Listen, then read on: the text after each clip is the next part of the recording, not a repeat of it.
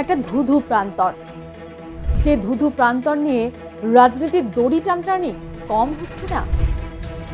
শুরুটা হয়েছিল সেই 2007 সালে। 2026 সালেও বাংলার রাজনীতিতে প্রাসঙ্গিক এই ধুধু প্রান্তর, যে স্থানে ধুলো আর বন জঙ্গলে ঢাকা পড়ে গেছে বহু মানুষের রুজি রুটি।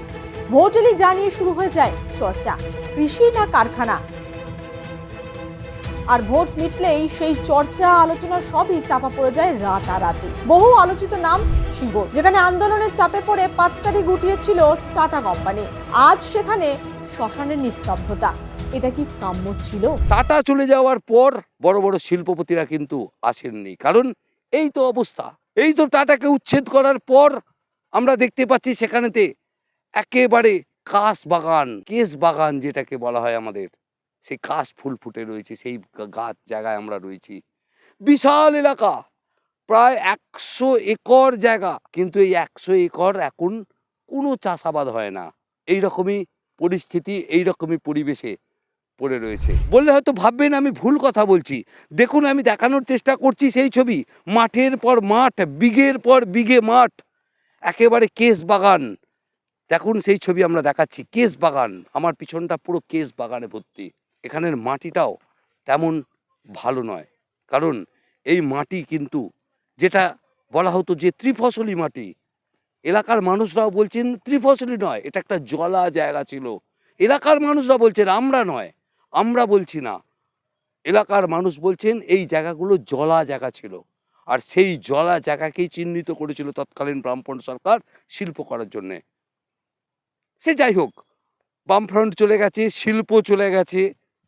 এখন এলাকার মানুষদের ক্ষোভ, তারা বলছে যে আমরা আবার শিল্প চাই। সিঙ্গুরের মানুষ চাইছে রাজনীতি নয়, কর্মসংস্থান। এই চাওয়াতে কোনো ইচ্ছুক অনিচ্ছুক শব্দ লুকিয়ে নেই, যা ছিল সেই আন্দোলনের সময়। ভোটের বাংলায় এই সিঙ্গুরই ফের উঠেছে কারখানা তৈরির গুঞ্জন। কে করবে কারখানা, কে আবার? বিজেপির দাবি সিঙ্গুরে ভোল বদলাবে প্রধানমন্ত্রী নরেন্দ্র মোদী। সিঙ্গুরকে দেখেই, সিঙ্গুরের শিল্পকে দেখেই গোটা পশ্চিমবঙ্গে ইনভেস্টমেন্ট আসবে, এবং যারা ইনভেস্টার তারা আসবেন, তারা এখানে তাদের ইনভেস্টমেন্ট করবে। 18 তারিখ সিঙ্গুরে সভা করবেন প্রধানমন্ত্রী মোদী। সেজে উঠেছে সিঙ্গুর। নরেন্দ্র মোদী সভা করবেন সিঙ্গুরে ধূলিসাৎ হওয়া কারখানার জমিতে। ইতিমধ্যেই তৈরি হয়ে গেছে মঞ্চ। সেই মঞ্চ তৈরি হয়েছে ভেঙে গুঁড়িয়ে দেওয়া সেই কারখানার আদলে। মঞ্চ বাঁধার কাজ শেষ, তবে মোদীর সভা মঞ্চ গড়া নিয়েও বিতর্ক।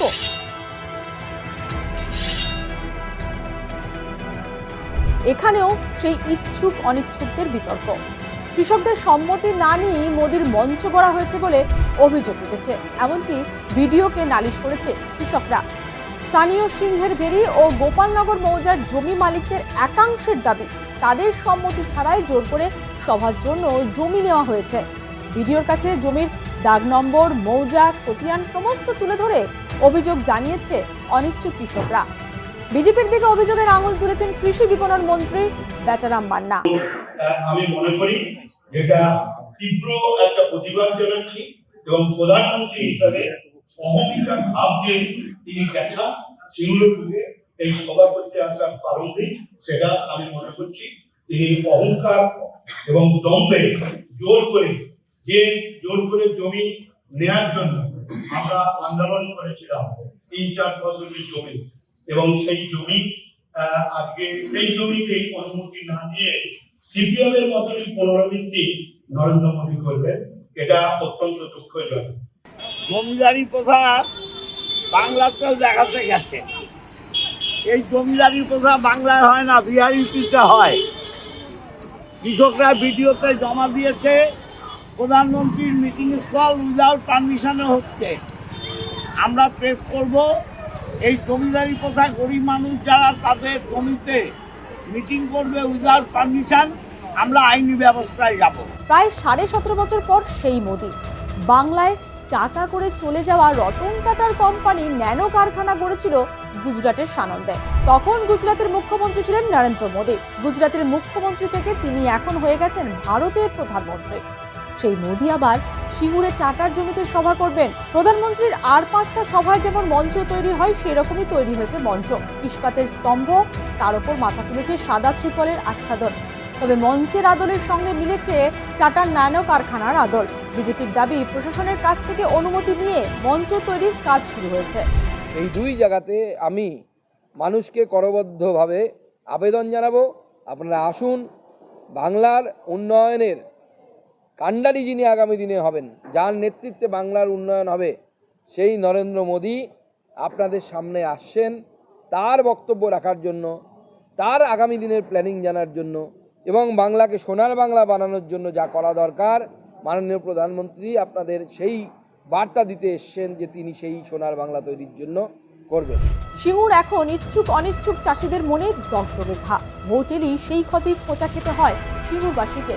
কর্মসংস্থানের বালাই নেই, অথচ প্রতিশ্রুতি বিলোতে নেতাদের এতটুকুও ক্লান্তি নেই। তিনি তো নিজেই বছরে 2 কোটি কর্মসংস্থান আর প্রত্যেক ভারতবর্ষের অ্যাকাউন্টে 15 লক্ষ টাকার প্রতিশ্রুতি পালনে ব্যর্থ। শুধু বাংলার ব্যর্থতার কথা বলে মন ভোলাতে পারবেন না তিনি।